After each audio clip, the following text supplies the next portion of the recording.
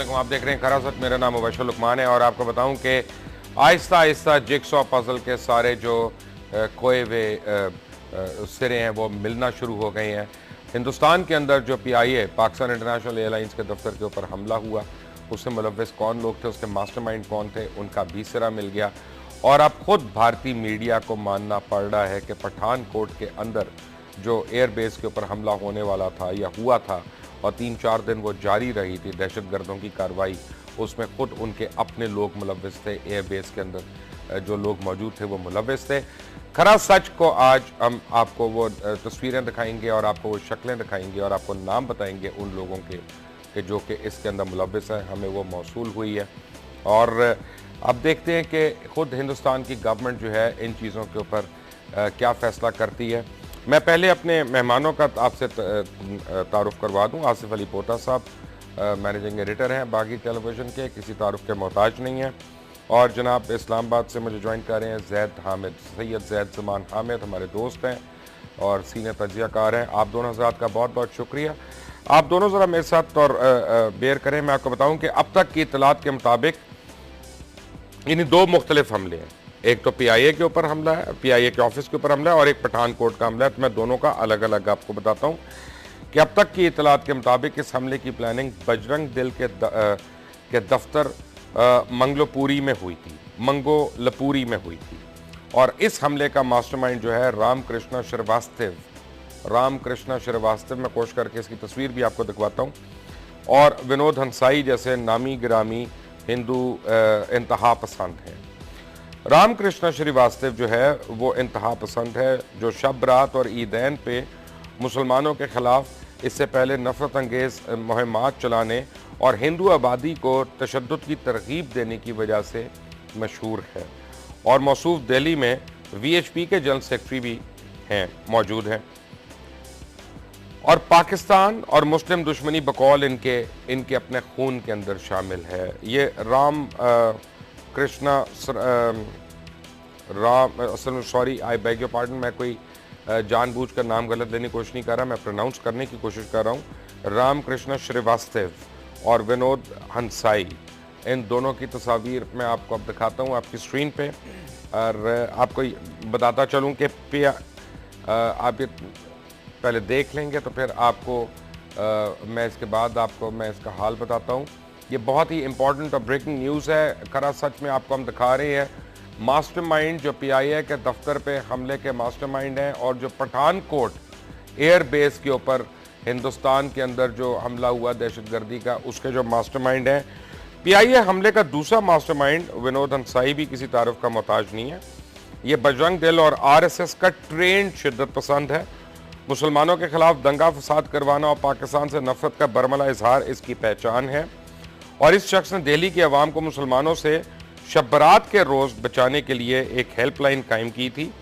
शायद ये भूल गया था कि होली हिंदू खोलते हैं जहां अपनी माँ बहन को भी नहीं बख्शा जाता, जबकि शब बरात पे तो मुसलमान जो हैं वो सिर्फ इबादत करते हैं। और इन दो अशखास की प्लानिंग को अमली जामा संजीव झा, कुशोवा, ब्रजेंद्रा और अमित तिवारी जैसे लोगों ने यानी पहुंचाया कि जो लोग उसमें शामिल थे उनके नाम इन दो के अलावा संजीव झा, कुशावा, ब्रजेंद्रा और अमित तिवारी, ये इन लोगों की भी तस्वीरें मैं कोशिश करके आपको दिखाता हूँ। सवाल ये उठता है कि जब पाकिस्तान पठानकोट के हमले की तहकीकात पे ऑफिशियली मदद कर रहा है, एक जॉइंट इन्वेस्टिगेटिंग टीम जो है वो तश्कील दे दी गई है और पूरी कोशिश में है पाकिस्तान के इलाके में किसी तरह अमन हो और हमारा हमसाया मुल्क जो है वो उसके साथ बरादराना ताल्लुकात जो हैं उसमें खुशहाली और बेहतरी आए। ऐसे में ये हमला और इसकी प्लानिंग भारतीय सरकार से किस तरह से पोशीदा रही? क्या वाकई उनसे पोशीदा थी कि उनको पता था और वो इस हिंदू दहशतगर्दी को कंट्रोल नहीं कर सके? और उसके बाद अब तो लोगों के नाम आ गए और इनकी शक्लें भी नज़र आ गई और मीडिया तक भी ये बातें आ गई, जबकि खुद मीडिया, हिंदुस्तान का मीडिया अब ये मानने पे मजबूर हो गया है कि खुद हिंदू उनके शिद्दत पसंद जो हैं वो PIA के दफ्तर पे हमले के और पठानकोट एयरबेस के हमले में मुलव्वस हैं। तो फिर वो उसके ऊपर क्यों नहीं कुछ कर रहे? क्या आज भी कर्नल पुरोहित जैसे लोग जो हैं वो वहाँ पे हैं कि नहीं हैं? कहीं भारत जो है वो एक तरफ मौलाना मसूद अजहर का नाम लेके, बाय द वे मैं मौलाना मसूद अजहर का स्पोक्स पर्सन नहीं हूँ, मैं उनकी हक में नहीं बात कर रहा, लेकिन मैं कह रहा हूँ कहीं पे नाम लेके और कहीं पे पाकिस्तान के ऊपर ब्लेम करके अपने अंदर की जो छुपी हुई कमज़ोरियाँ हैं और जो सब कुछ है उनको कहीं उनके ऊपर पर्दा तो नहीं डाल रहा। सबसे पहले सैयद ज़ैद ज़मान हामिद साहब, सर आपका इस पे क्या एनालिसिस, जो मैंने इंट्रोडक्शन दी और मैंने आपको तस्वीरें भी दिखाई हैं, नाम भी बता रहा हूँ, मैं लोगों को आइडेंटिफाई करके दे रहा हूँ जो इन हमलों में मुलव्विस थे। ज़ैद साहब। मुबशिर, ये पाकिस्तानी कौम को ये बात आप समझाओ कि हम इंडिया में किस आइडियोलॉजी के साथ डील कर रहे हैं। जब हम टीटीपी से जंग करने की बात करते हैं तो पहले हम उनकी आइडियोलॉजी को समझते हैं कि जिसके लिए हमने लफ्ज खवारिज इस्तेमाल किया है। सईदी रसूलुल्लाह ने हदीस मुबारक में बताया, जब आप उस आइडियोलॉजी को समझते हो तो फिर उसके बाद उसके खिलाफ एक फौजी रिस्पॉन्स बिल्ड कर सकते हैं। इसी तरह जब आप इंडिया से बात कर रहे हैं तो पहले आपको हिंदू जायनिज्म की आइडियोलॉजी को समझना होगा कि वो चाहते क्या हैं। क्योंकि सवाल लोग ये करते हैं कि ये कैसे मुमकिन है कि ये हिंदू जो हैं खुद इंडिया के अंदर फॉल्स फ्लैग अटैक्स करें, इंडिया के बेसिस पे हमले करें, इंडिया के अंदर बसों को ट्रेनों को जलाएं, तो उसके नतीजे में खुद हिंदू और इंडियंस भी मारे जाते हैं। तो याद रखिएगा कि हम जिस आइडियोलॉजी से डील कर रहे हैं, इसी आइडियोलॉजी के एक फर्द नथुराम गॉडसे ने खुद गांधी को कत्ल किया था, जिसको पूरा हिंदुस्तान बापू कहता है, जिसको महात्मा गांधी कहते हैं। जब ये महात्मा गांधी को कत्ल कर सकते हैं इख्तिलाफ राय की वजह से, तो फिर मुझे बताओ कि मुसलमानों में या हिंदू कौम में और कौन है जिसका ये लिहाज करेंगे। वैसे ही पूरी हिंदू कौम को ये दलित, कुत्ता कमीना, जलील समझते हैं, किसी को शुद्र कहते हैं, अनटचेबल कहते हैं, किसी को हाथ नहीं लगाते, तो उनकी तो कोई जिंदगी इनके नजदीक है ही नहीं। फिर मुसलमानों को तो ये दलितों से भी नीचे लेके जाते हैं।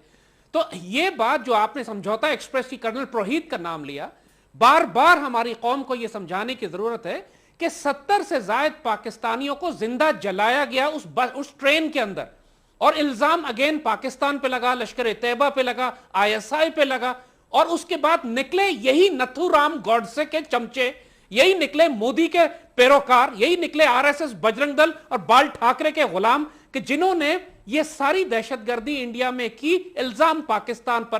कोई इंडिया में होने वाली दहशतगर्दी ऐसी नहीं है जिसके पीछे आपको ये आरएसएस और बजरंग दल के दहशतगर्द ना मिलते हो, चाहे वो मालेगांव हो, चाहे मुंबई का अटैक हो, चाहे इंडियन की पार्लियामेंट पे अटैक हो, चाहे वो श्रीनगर में कार बम ब्लास्ट हो, चाहे वो गंगा का हवाई जहाज अगवा करने का ड्रामा हो। आप तारीख में पीछे चले जाइए, पाकिस्तान बनने से लेकर, गांधी के कत्ल से लेकर आज तक हर जगह आपको बाल ठाकरे की आइडियोलॉजी मिलेगी। ये हिंदू जैसा भी इस पे करते हैं, इनसे बात नहीं हो सकती। मैं अपने दूसरे मेहमान को भी शामिल गुफ्तगू कर लूं। पोता साहब, आपने सुना जो मैंने दिखा और आपने देखी तस्वीरें जो मैंने दिखाई?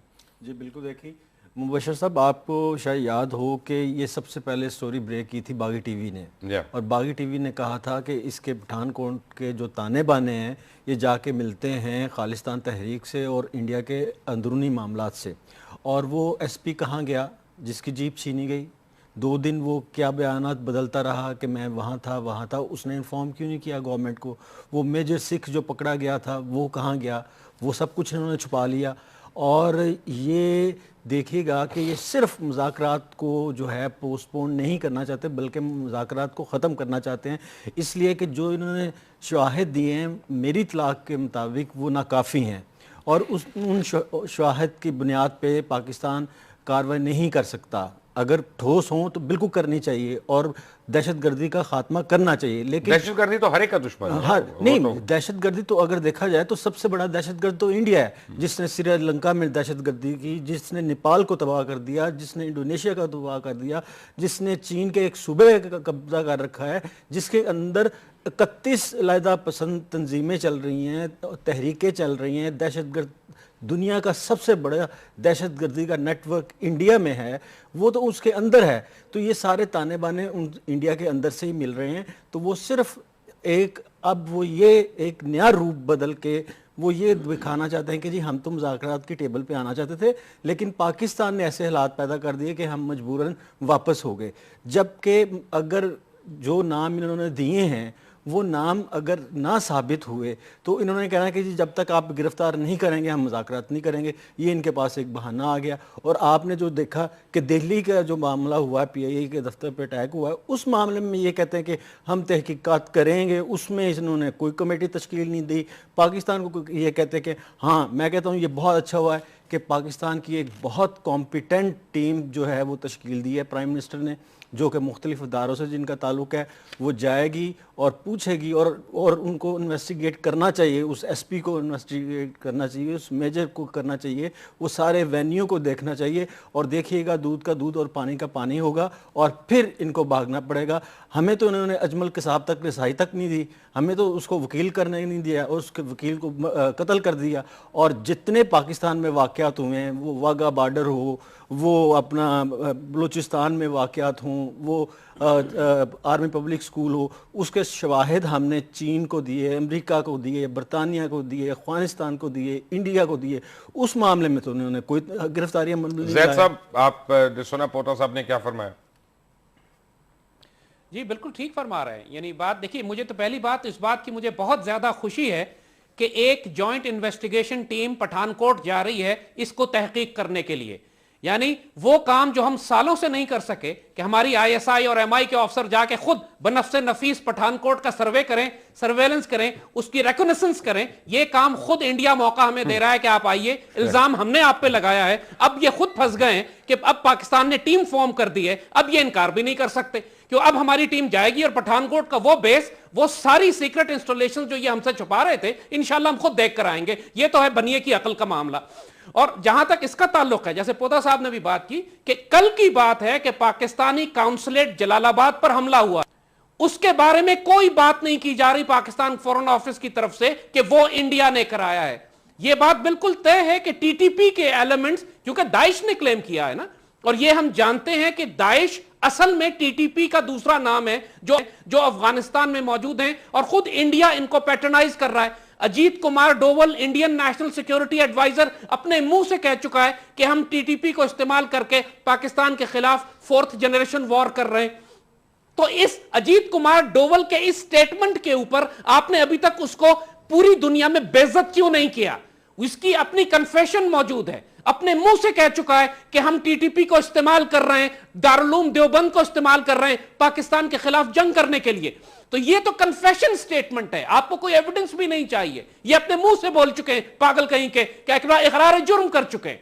तो अब ये जो मामला है, इसके बाद अगर पाकिस्तानी प्राइम मिनिस्टर सिर्फ पठानकोट की जिम्मेदारी कबूल करने पर तैयार होते हैं और हेरात में और जलालाबाद में और समझौता एक्सप्रेस में और दीगर जितने भी दहशतगर्दियां TTP के जरिए और BLA के जरिए पाकिस्तान में हो रही है, उसको उठाकर इंडिया के खिलाफ केस बिल्ड नहीं करते, तो फिर सबसे बड़ा गद्दारी का मुकदमा तो खुद वजीर आजम के खिलाफ बनना चाहिए।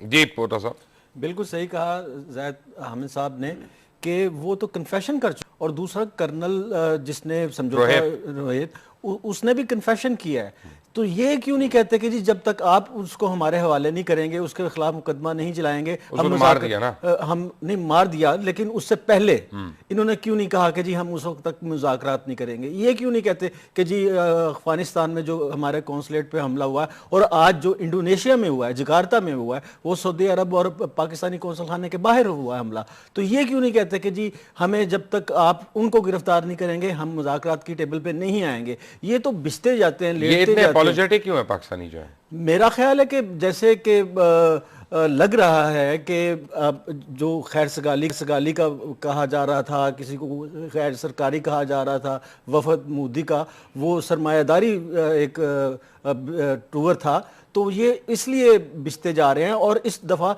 पाकिस्तान ये साबित करना चाहता है चलें जी ठीक है, हम माजी के तमाम मामलात को भूल जाते हैं, आएँ और हम करते हैं इन्वेस्टिगेशन। और देखिएगा जब ये इन्वेस्टिगेशन से भी भागेंगे और उस इन्वेस्टिगेशन को भी नहीं मानेंगे। यानी इसका मतलब यह है कि जो सेक्रेटरी लेवल की मुलाकात है उसको यानी इस बहाने की वजह से मुलतवी कर देना है इनडेफिनेट पीरियड के लिए। हाँ, हालांकि होना ये चाहिए था कि वो लाजमी होनी चाहिए थी, ताकि आपस में ये मालूमात शेयर करते, एक दूसरे को इत्माद में लेते। अगर उन्होंने इसको मुलतवी किया है तो उनकी नीयत में फतूर है, वरना वो कहते कि जी ये मुलाकात होनी चाहिए, अगर वो शवाहिद दे सकते हैं तो मुलाकात क्यों नहीं कर सकते, मुलाकात क्यों पोस्टपोन की है। वो बाकी जबकि पाकिस्तान ने एक बड़ा मुस्बत जवाब दिया, बड़ा मुस्बत जवाब दिया और फौरन दिया है, और फिर ये नहीं कहा, तरदीद नहीं की, उन्होंने कहा हम ठीक है हम तहकीकात करते हैं, और उनको भरपूर इत्माद में लेते हुए कहा है कि आप हमें मजीद शवाहिद दें, और कोई शवाहिद नहीं दिए गए। ये मैं आपको बताता हूँ, वो सिर्फ ऐसे ही कह रहे हैं कि जी हम मजीद शवाहिद देंगे, मजीद शवाहिद। आसिफ अली पोता और सैयद ज़ैद-उस्मान हामिद हमारे साथ हैं। एक ब्रेक से तो आपको मैं दोबारा से बताऊंगा कि पठानकोट में और PIA के दफ्तर के ऊपर हमले के मुलव्वस अराकीन का पता चल गया है। उनका ताल्लुक हिंदुस्तान की 2 शिद्दत पसंद हिंदू जमातों से है, और 5 और नाम मिले हैं कि जिन्होंने उनका उसमें हाथ बटाया। वो दहशतगर्द कौन है? एक ब्रेक के बाद। एक ब्रेक।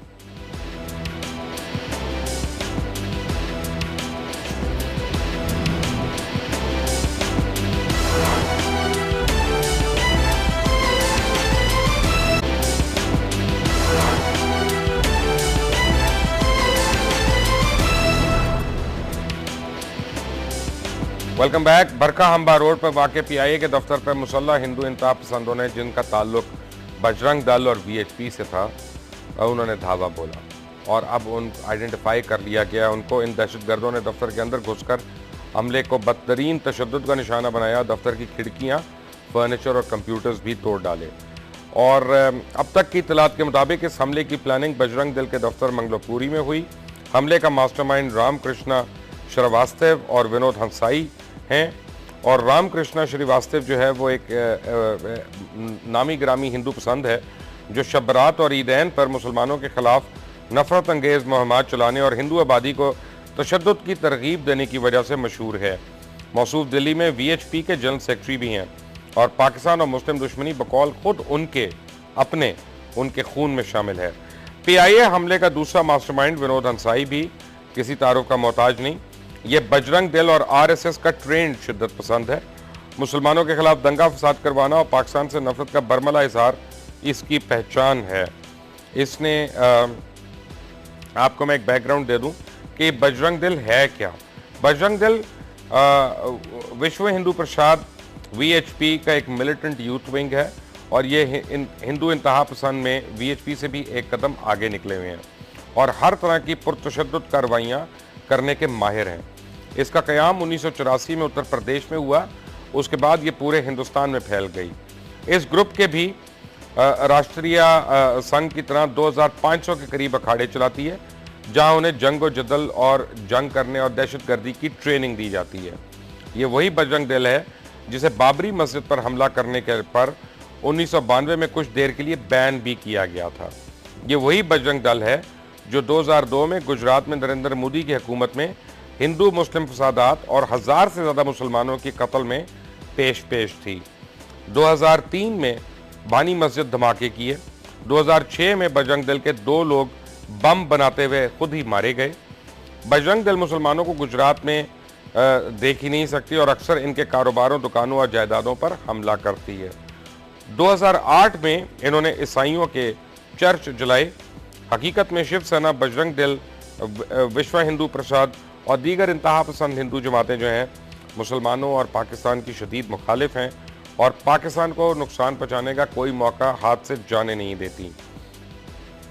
अब इंडियन मीडिया खुद जो है वो इस बात को तस्लीम कर चुका है कि पठानकोट जो है वो उनके अंदर की कार्रवाई है, पठानकोट एयरबेस पे जो हमला है, और उसमें जो बातें सामने आ रही हैं उसमें भी बजरंग दल जो है इसके लोग जो है वो सामने आइडेंटिफाई हुए हैं। और ख़ुद इंडियन एयरफोर्स के एम्प्लॉयज़, एयरमैन जो हैं, 5 एयरमैन को शामिल तफ्तीश कर लिया गया है और अब उम्मीद है कि अगले 2-4 दिन में ये दायरा कार वसी होता जाएगा और ख़ुद पठानकोट एयरबेस के अंदर उनको पता चलेगा कि जिस तरह से उन्होंने 2 घंटे के अंदर पाकिस्तान को ब्लेम करने की अपनी नापाक कोशिश शुरू कर दी थी, वो अल्लाह ताला ने उनको आईना दिखाया। ज़ैद हामिद, आप इस बारे में क्या कहते हैं कि 2 घंटे के अंदर, यानी उन्होंने काबू तो किया नहीं था, 4 दिन लगे उनको 6 दहशतगर्दों को मारने के लिए, तो उनकी तो सिक्योरिटी की कमज़ोरियाँ वहीं पे सामने आ गई, खुलकर सामने आ गई, और उनकी ट्रेनिंग और उनकी जितनी यानी जो भी उनकी SOPs हैं वो बड़ी बुरी तरह एक्सपोज हुई, लेकिन साथ ही पाकिस्तान के खिलाफ जहर उगलना शुरू कर दिया। अब दबे अल्फाज में सिर्फ भारतीय मीडिया कह रहा है कि शायद पठानकोट में अंदर से कार्रवाई हुई है। खुलकर अब क्यों नहीं कह रहे ज़ैद हामिद? देखिए मुबशर, अल्लाह के फजल से मैं एक प्रोफेशनल सिक्योरिटी और डिफेंस एनालिस्ट हूं। मेरा ये काम है कि मैं दहशतगर्द तंजीमों को, उनके माइंडसेट्स को, उनके साइऑप्स को, साइकोलॉजिकल ऑपरेशंस को, इंफॉर्मेशन वॉरफेयर को, इसको स्टडी करके पाकिस्तान की नेशनल सिक्योरिटी पॉलिसी रिकमेंड करें। जब आप इस किस्म का कोई एक्ट देखते हैं कि जब ऑपरेशन हो रहा है, जिस तरह आपने कहा पठानकोट पर ऑपरेशन जारी है और अभी मालूम भी नहीं है कि किसने यह कार्रवाई की है, और उस वक्त आप पाकिस्तान को ब्लेम करना शुरू कर दें, तो इसका सिर्फ एक मतलब होता है कि यह फॉल्स फ्लैग है, प्री मेडिटेटेड है, पहले से सोच के रखा गया है कि इस कार्रवाई को करना है, और इसके जवाब में आपने पाकिस्तान पर यह मीडिया इंफॉर्मेशन वॉर लॉन्च कर देनी है उस वक्त जिस वक्त आपके पास कोई तफ्तीश करने की पॉसिबिलिटी नहीं है कि वहां हमला किसने किया है। ज़ैद हामिद, इनको यह नहीं पता था कि तादाद क्या है जब इन्होंने पाकिस्तान का नाम ले दिया था। मैं यही अर्ज कर रहा हूं आपको कि इस किस्म की या तो यह मुकम्मल हिमाकत होती है, जाहिलाना, जिस तरह हमारी अक्सर पुलिस और फायर ब्रिगेड करती है कि जब इमारत में आग लगी होती है और इमारत की आग बुझाई जा रही होती है, उस वक्त फायर ब्रिगेड कह रही होती है कि साहब ये शॉर्ट सर्किट की वजह से हो गया, हालांकि कोई तहकीक तफ्तीश नहीं होती। ये तो या तो जहालत होती है मुकम्मल, जो दिखाती है कि ये सिवाय बॉय स्काउट्स के बच्चों के, बेवकूफों, अहमकों के और कोई भी नहीं है, या प्री मेडिटेटेड कंस्पिरेसी होती है, साजिश। और इंडियंस के पठानकोट के इवेंट में तो मुझे कोई शुबा नहीं है पहले दिन से कि ये प्री मेडिटेटेड, जिस तरीके से इन्होंने समझौता एक्सप्रेस पे किया था, ये इसका रिपीट है। ये एग्जैक्टली वही सिनारियो है कि ऑपरेशन जारी है और आप पाकिस्तान को ब्लेम कर रहे हैं, जबकि आपको खुद नहीं पता कि ये खालिस्तान की तहरीक है, नक्सलाइट्स हैं, माओइस्ट हैं, आपके अपने RSS बजरंग दल या एक और कोई कर्नल पुरोहित है। तो ये वो एलिमेंट्स हैं जो आपको आइडेंटिफाई कराते हैं कि ये फॉल्स फ्लैग ऑपरेशन है। पोतो साहब, बात यह है कि जो अभी ज़ैद हामिद साहब ने बात की कि पठानकोट के अंदर तो बिल्कुल क्लियर हो गया कि खुद उनके अपने लोग शामिल थे, लेकिन तो फिर पाकिस्तान में शनाख्ती कार्ड भेजना, फ़ोन कॉलें जाली सुनवाना कि बेटा खाना खा लेना, फ़िदाई हमले से पहले कौन सी पंजाबी औरत है जो फ़िदाई हमले का लफ्ज़ इस्तेमाल करे? खैर एनीवे, मुझे उस पर क्वेश्चन मार्क है उस पूरी कॉन्वर्सेशन पर। बट हैविंग सेड दैट, कि आप मरने जा रहे हैं तो आप खाना खा लेना, पेट का, ये किस किस्म की काविशें थी? दूसरा बशीर साहब, अगर ये कहा जाए कि ये जनूबी पंजाब से इनका ताल्लुक़ था, मौलाना मसूद अज़हर या वज़ीरिस्तान से था या तालिबान से था या अलकायदा से था, तो उनकी माओं को तो उर्दू सही नहीं बोलनी आती, पंजाबी तो दूर की बात, उर्दू नहीं बोलनी आती। और इस तरह की लैंग्वेज प्योर आप देखेंगे, कलर जो टीवी है उनका, उनके ड्रामों में ये लैंग्वेज बोली जाती है कि बेटा खाना खा लिया, फ़िदाई हमला। उनको कैसे पता चल गया फ़िदाई खाना खा लिया, लेट हो गए तो हलवा पूड़ी भी ले जाना ताकि ज़्यादा लेट हो गए।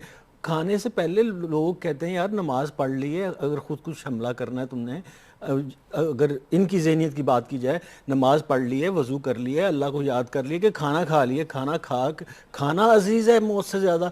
ये इतनी और पूरे मीडिया ने ये टेप चलाई है, और टैप किसने की है ये किसी को नहीं पता। मीडिया के पास कैसे आई है? इसका स्क्रिप्ट राइटर, इसका कॉन्सेप्ट राइटर, इसका डायरेक्टर, इसका ऑडियो वाला इतने नालायक है मेरा ख्याल है कि उनको तो बड़ी मान है अपनी इंडस्ट्री पे कि एक छोटा सा 2-3 मिनट का वो ऑडियो जो रिकॉर्डिंग है उसको सही तरह नहीं चला सकते।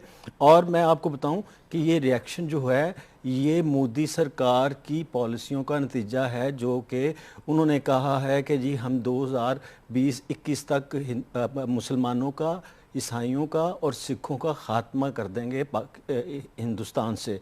तो सिख जो हैं वो दबे नहीं। आपको याद होगा कि उन्होंने जब सिख बड़ी दलेर कौम है, जब गोल्डन टेम्पल पे हमला हुआ था, गोल्डन टेम्पल पे हमला हुआ था, तो उन्होंने कनाडा में मुतवाज़ी हुकूमत बना ली थी, कायम कर ली थी।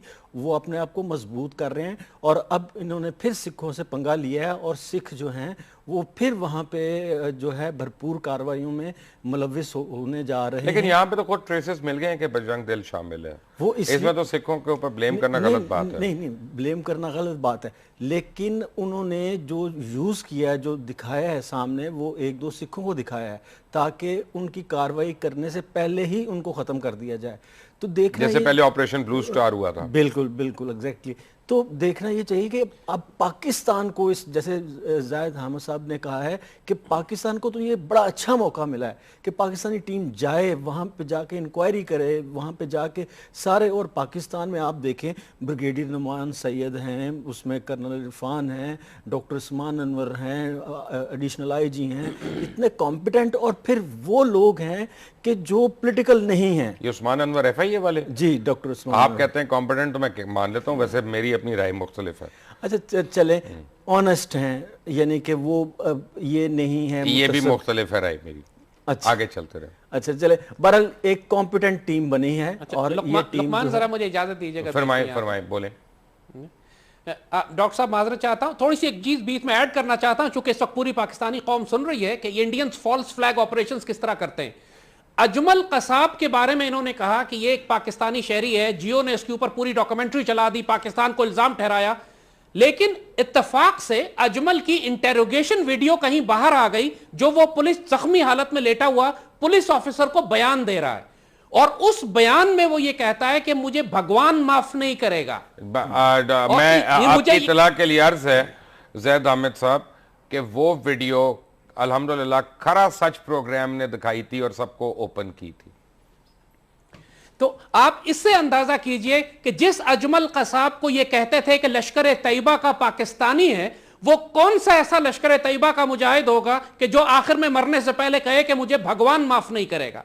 तो ये वो डिसइंफॉर्मेशन, ये प्रोपेगेंडा, ये सायोप्स हैं कि जो अल्फाज से आप अंदाजा लगा सकते हैं। मुंबई हमले में भी इन्होंने जो ऑडियो सुनाई थी, उसमें जो लहजा था कि जुल्म हो गया, ज्यादती हो गई, यानी वो जो बॉम्बे एक्सेंट है बॉलीवुड की फिल्मों का और नेता ने और सैनक ने, ये अल्फाज हिंदी के जो कोई पाकिस्तानी कभी इस्तेमाल नहीं कर सकता।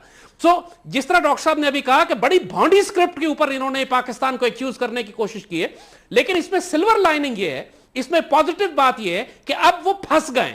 अब हमारी ISI और MI की टीम जाएगी, हम प्रॉब्लम ये है जैद साहब, प्रॉब्लम ये है, मैं कुछ और देख रहा हूं। मैं ये देख रहा हूं कि जब इस तरह का कोई वाकया होता है तो वो एक दिन में तो होता नहीं है। ये तो होता नहीं है कि आज मैंने सोचा कि जी जैद अहमद के घर का बल्ब जो है वो फ्यूज़ हो जाए और वो 2 घंटे के बाद फ्यूज़ हो गया। इस तरह तो नहीं होता। अब मैं जब मीडिया को फॉलो कर रहा हूँ और चंद कम चलाए जाने वाले टेकर्स और ख़बरें जब मैं फॉलो करता हूँ, तो मैं देखता हूँ कश्मीर में मस्शुदा लाशें जो हैं वो दोबारा से बरामद होना शुरू हो गई हैं। कश्मीर के अंदर नौजवानों के ऊपर तशद्दुद की वारदातें बेइंतहा बढ़ गई हैं। मुझे ये लग रहा है कि जो कश्मीरी हमारे मुजाहिदीन हैं वो दोबारा से सरगर्म हो गए हैं, और जो कश्मीर की आज़ादी की तहरीक है वो बेइंतहा शिद्दत पकड़ चुकी है। और एक तरफ कश्मीर के अंदर क्रश करने की बातें हो रही हैं, और दूसरी तरफ कश्मीर से हमदर्दी रखने वाले हर मुसलमान को वो सबक दिखाया जा रहा है कि क्या हो सकता है।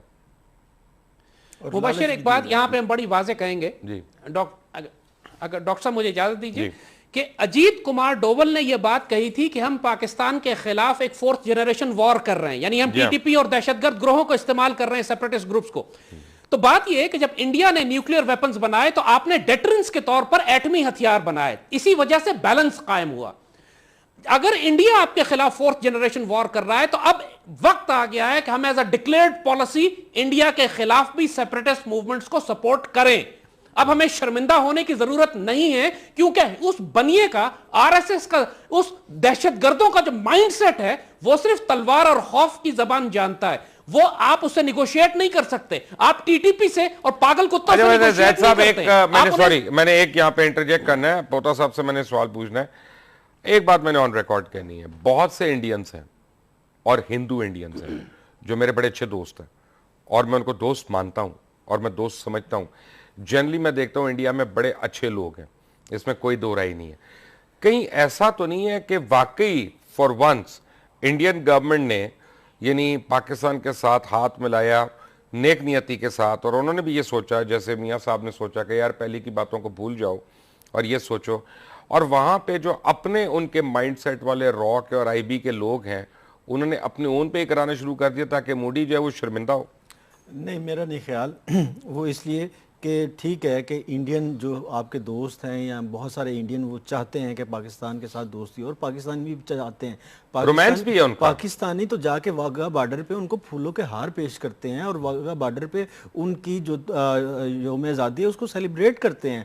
और आप आज तक बता देंगे कोई इंडियन आर्टिस्ट, कोई सिंगर, कोई पॉलिटिशियन यहाँ आया हो उसको तंग किया हो मासवाए एक वाजपेयी के वाक़े के?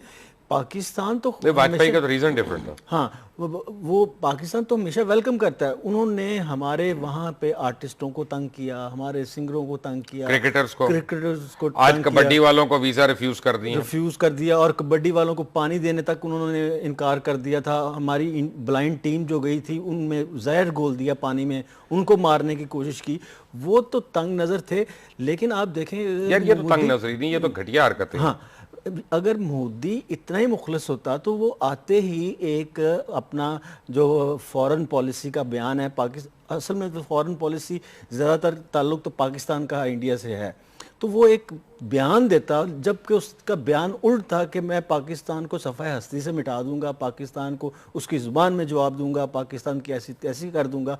इससे तो यानी कि एक इतना यानी कि 60-70 साल बंदा जो है वो 60 दिनों में बदल जाएगी उसकी ज़हनियत। मैं नहीं मानता इस बात को, ये एक ट्रैप करने की कोशिश थी। और साहब, आप एग्री करते हैं पोता साहब से कि आप डिसएग्री करते हैं? मैं 100% एग्री कर रहा हूं, क्योंकि जैसे हमने कहा कि आप पागल कुत्ते से निगोशिएट नहीं कर सकते। मैं इनको इसलिए पागल कुत्ता कह रहा हूं कि 2000 इंसानों को जिंदा जलाकर गुजरात में जो कुछ इसने किया है, और उसके बाद ये भड़के मारता है कि मैं दोबारा गुजरात करूंगा। ये एक नॉर्मल आदमी नहीं है, ये साइकोपैथ है, ये एक सीरियल किलर है। और आप इससे कैसे निगोशिएट करेंगे?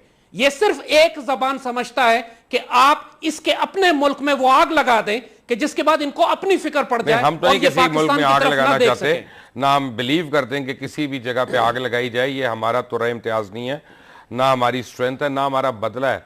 हम तो एक्चुअली जो है ना, हम तो एजुकेट करना चाह रहे हैं सारों को, और हम सारों को एनलाइटन करना चाह रहे हैं, और उसमें हमारा मीडिया जो है वो काफ़ी हद तक शामिल है। आप ये देखें कि पाकिस्तानी मीडिया को एक क्रेडिट आप दें कि कल हालांकि पाकिस्तान एम्बेसी के ऊपर, हाई कमीशन के ऊपर इतना बड़ा हमला हुआ, सब कुछ हुआ, लेकिन डाउन प्ले इसलिए कर रहा है पाकिस्तानी मीडिया। मैं उसको ये इन हाइंडसाइट में उनको ये क्रेडिट दूंगा कि वो नहीं चाहते कि अगर जेन्युइन या लेजिटिमेट कोई पीस टॉक्स होने चाह रहे हैं तो उनको डीरेल किया जाए। तो Pakistani media unlike the Indian media तो बड़ा सोबर एक्ट कर रहा है इस वक्त। जैद साहब, आई टोटली डिसएग्री मुबशिर। माजरत के साथ मैं सख्त यहां पर इख्तिलाफ इसलिए करूंगा कि पाकिस्तानी मीडिया तो सैफमा कंट्रोल्ड है। पाकिस्तानी मीडिया ने पहले पूरा media I am media and I am not controlled by anyone. I am not talking about you and exceptions. Sir, I am a part of the media. और पाकिस्तान के अंदर जो चैनल्स आप इस वक्त आ रहे हैं, बड़े बड़े मेन स्ट्रीम चैनल्स आपके प्राइम टाइम पे फहश इंडियन फिल्में दिखा रहे हैं। That's true. पाकिस्तान का कल्चर चेंज कर रहे हैं, हमारे बच्चों की जबान चेंज कर रहे हैं। एंटरटेनमेंट में why is it happening? Entertainment तो में yes. क्या हमारे मीडिया में ये वो मीडिया जो ये काम कर रहा है उसको ये पता नहीं है कि वो इंडिया की साइकोलॉजिकल वॉर पाकिस्तान के खिलाफ मुसल्लत कर रहा है? जो अपने आप को पाकिस्तानी कहता है, पेमरा कॉन्स्टिट्यूशन के खिलाफ इंडिया की इंफॉर्मेशन वॉर पाकिस्तान के खिलाफ जो मीडिया चला रहा हो, इंडिया को एक पैसा खर्च ना करना पड़े, हम अपने बच्चों को खुद तबाह करके हिंदू बना दें, आइडियोलॉजी को डायल्यूट करें, टू नेशन थ्योरी को अटैक करें। जैद अहमद साहब, आप मेरे साथ रहिएगा, आसिफ अली पोता भी मेरे साथ हैं। जब एक ब्रेक से आएंगे तो हम पता करेंगे कि कल जो मीडिया में खबरें चलती रही कि मौलाना मसूद अजहर को गिरफ्तार कर लिया गया है, और बाद में उसी खबर के मुतालिक इब्हाम भी आना शुरू हो गया। What is the truth? मौलाना मसूद अजहर और जैश, इनका क्या ताल्लुक है पठानकोट से? Take a break.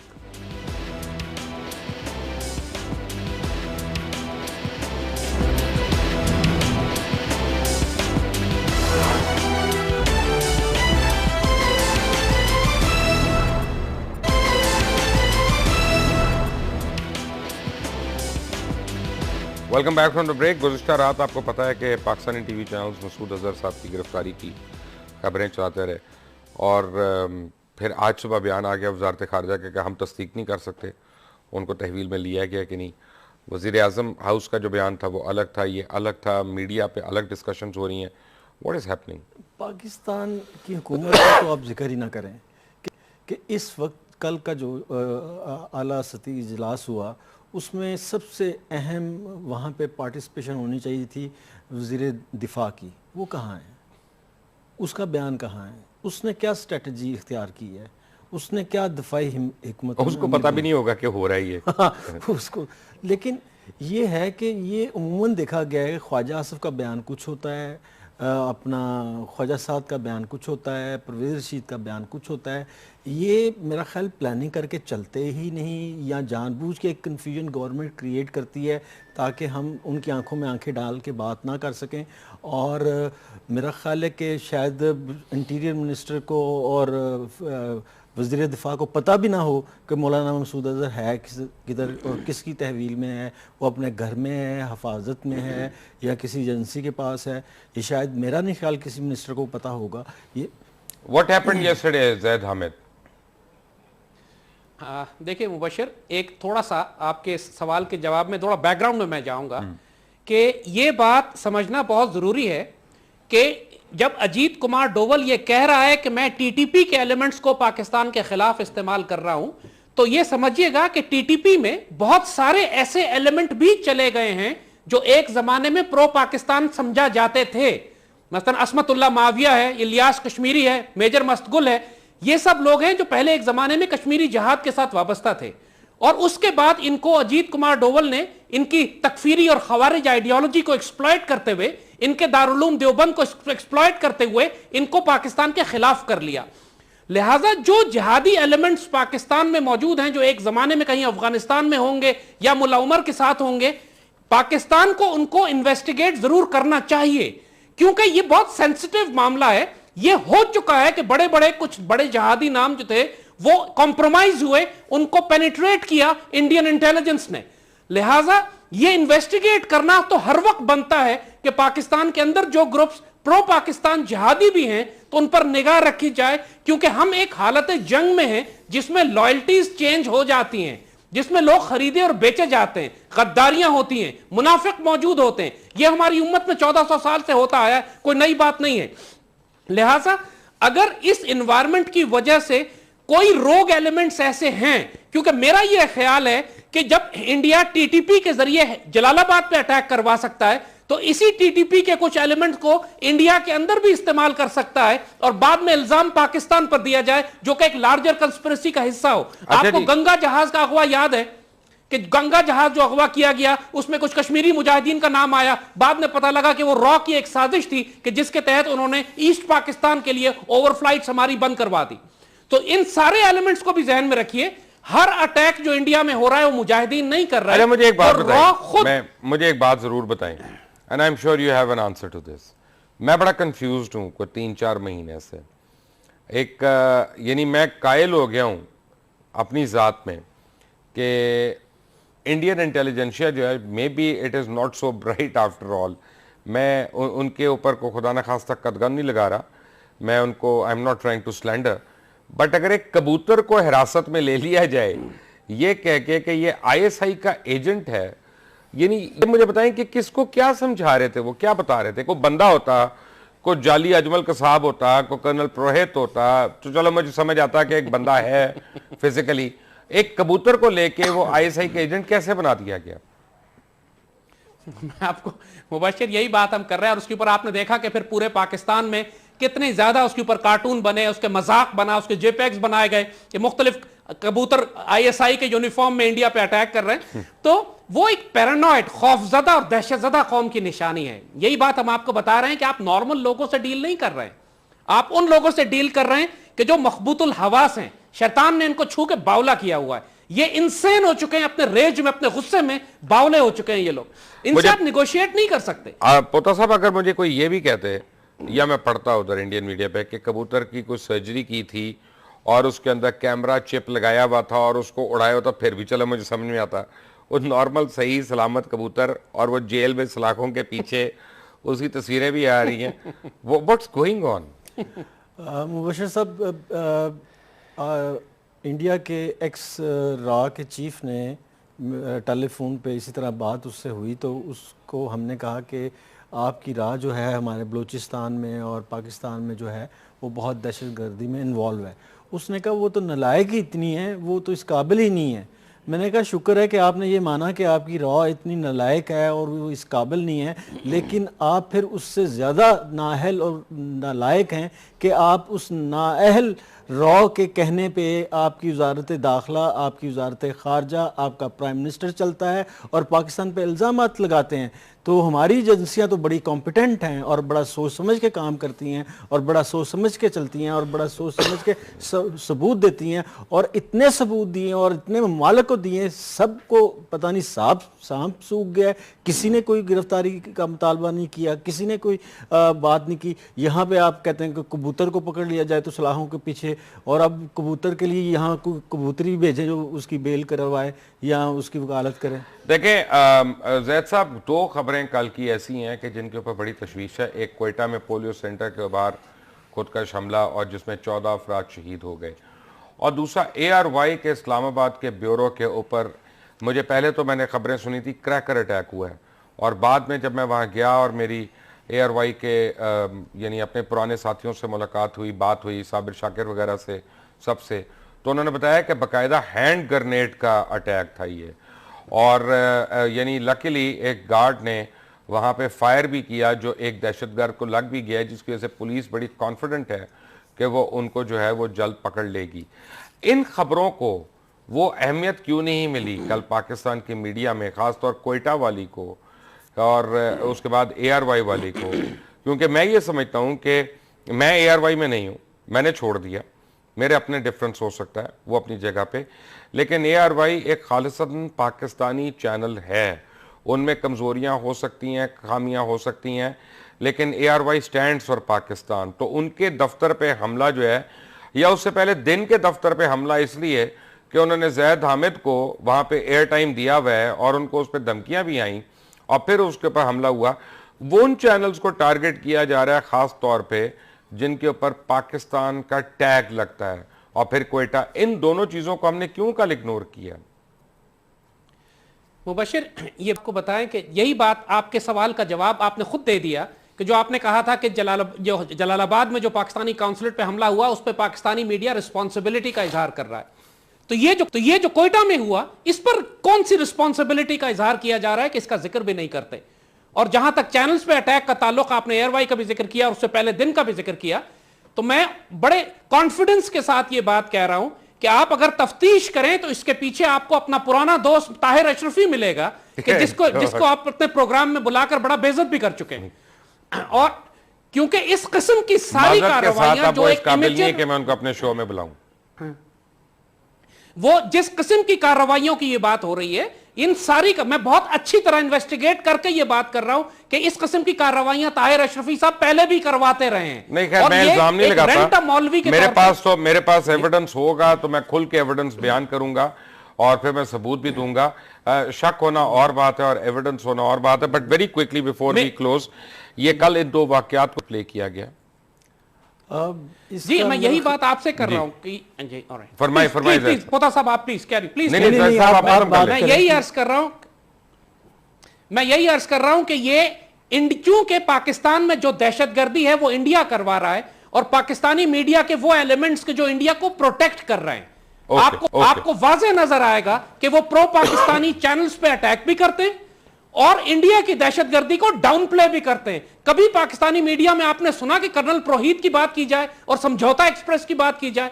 वो एलिमेंट्स कभी इंडियंस को, आरएसएस को, बजरंग दल को रुसवा नहीं करेंगे।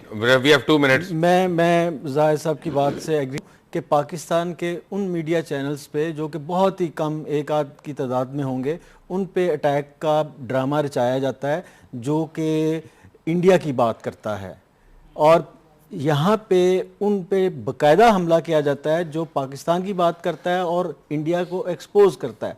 तो लिहाजा ये जो है, ये जानबूझ के जो बड़े ग्रुप हैं उन्होंने इसको दबाया, इस खबर को दबाया ताकि ये एक थ्रेट उन पे रहे और उनकी मोनोपोली कायम रहे। पोता साहब आपका, ज़ैद साहब आपका बहुत बहुत शुक्रिया।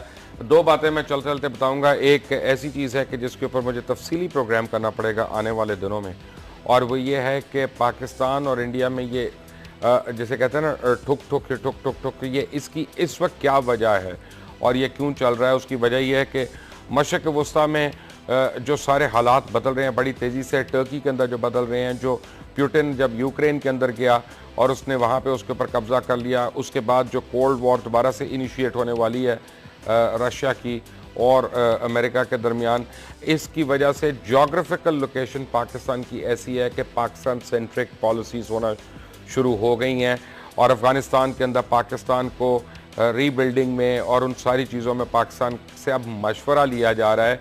तभी जो है इंडिया जो इस खत्ते में एक जॉइंट बनने का ख्वाब देख रहा था और सिक्योरिटी काउंसिल में परमानेंट सीट चाह रहा था, उसके ऊपर जो है वो सवालिया निशानात पड़ने शुरू हो गए। तो अब ये डेस्परेशन की बातें हो रही हैं, ये तो आपको बताऊंगा। लेकिन एक बड़ी अहम बात आपको बताता हूं कि दो प्रीमियम एजेंसीज़ हैं इंडिया की, एक रॉ और एक आईबी। आईबी जो है उसको पूरे का पूरा कंट्रोल जो है कश्मीर के ऊपर दिया हुआ है और उनके फंड्स जो हैं वो अनलिमिटेड हैं, अनऑडिटेड हैं, उनका कोई ऑडिट नहीं है। गुज़िश्ता कई सालों से रॉ और आईबी के अपने अंदर जंग चल रही है to take over Kashmir. IB जो है वो रॉ को जलील करवाने की कोशिश करती रहती है और रॉ जो है वो कश्मीर के अंदर आईबी को सुबकियाँ दिलवाने की कोशिश करती रहती है। और इन दोनों के जो फॉल आउट इल्ज़ामात हैं वो इंडियन गवर्नमेंट जो है मजबूरी में पाकिस्तान के ऊपर ज़रूर लगाती है। लेकिन अल्लाह करेगा कि इंशाल्लाह आने वाले दिनों में दूध का दूध और पानी का पानी होगा और पीआईए के दफ्तर पे हमला करने और ख़ुद पठानकोट के अंदर शामिल अफराद के, गद्दारों के नाम खुद भारतीय हुकूमत आपके सामने लेके आएगी, जो आज आपने खरा सच में देखे। अंटिल टुमारो, अल्लाह हाफिज़।